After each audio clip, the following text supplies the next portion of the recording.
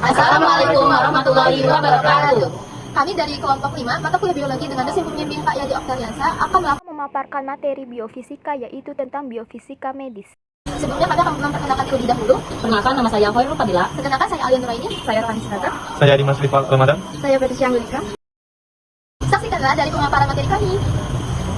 Baiklah, di sini saya akan menjelaskan apa sih itu biofisika. Nah, jadi biofisika adalah cabang ilmu yang menggabungkan prinsip-prinsip fisika dengan konsep biologi untuk memahami fenomena kehidupan pada tingkat molekuler, seluler, hingga sistematik. Materi yang berkaitan dengan biofisika biasanya mencakup berbagai aspek. Nah, dalam itu yang pertama itu dasar-dasar biofisika, kedua biofisika molekuler, tiga biofisika seluler, empat biofisika energi dan sistem, lima biofisika medis, enam biofisika teoretis dan komputasi, tujuh biofisika lingkungan.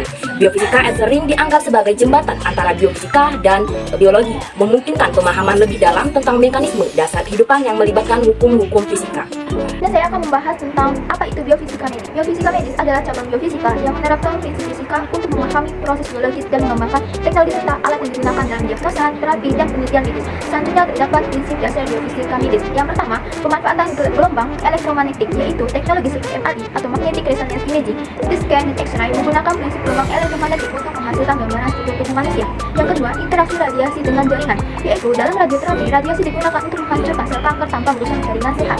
Yang ketiga, teknik optik dan akustik, yaitu ultrasonografi atau USG, menggunakan gelombang suara untuk mencitrakan organ tubuh. Yang keempat, elektrofisiologi, untuk mengukur aktivitas listrik dari jantung atau EKG atau otak, EEG, untuk diagnosa penyakit manusia. Contoh aplikasi biofisika medis. Yang pertama, MRI, magnetic resonance imaging. Yang kedua, USG, ultrasonografi. Yang ketiga, radioterapi. Yang keempat, EKG atau elektrokardiografi. Yang keempat, CT scan, komputer tomografi. Kita akan membahas bagaimana prinsip fisika diterapkan dalam dunia kedokteran untuk membantu diagnosis dan terapi. 1. MRI, magnetic resonance imaging. Pertama, kita memiliki MRI, sebuah teknologi pencitraan yang menggunakan medan magnet kuat dan gelombang radio. Dengan alat ini, dokter dapat melihat struktur tubuh seperti otak tanpa perlu menggunakan radiasi pengion. 2. Ultrasonografi atau USG. Selanjutnya, USG atau ultrasonografi, teknologi ini memanfaatkan gelombang suara frekuensi tinggi untuk mencitrakan organ dalam tubuh, seperti janin pada ibu hamil. USG sangat aman dan sering digunakan dalam pemeriksaan rutin.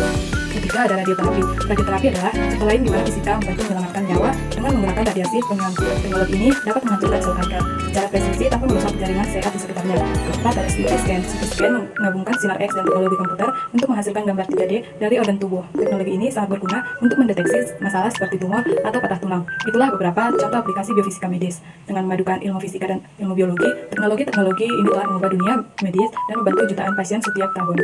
Yang pertama, penerapan prinsip fisika dalam biologi. Gelombang elektromagnetik memanfaatkan medan magnet kuat dan gelombang radio untuk menciptakan struktur tubuh seperti otak dan organ lainnya.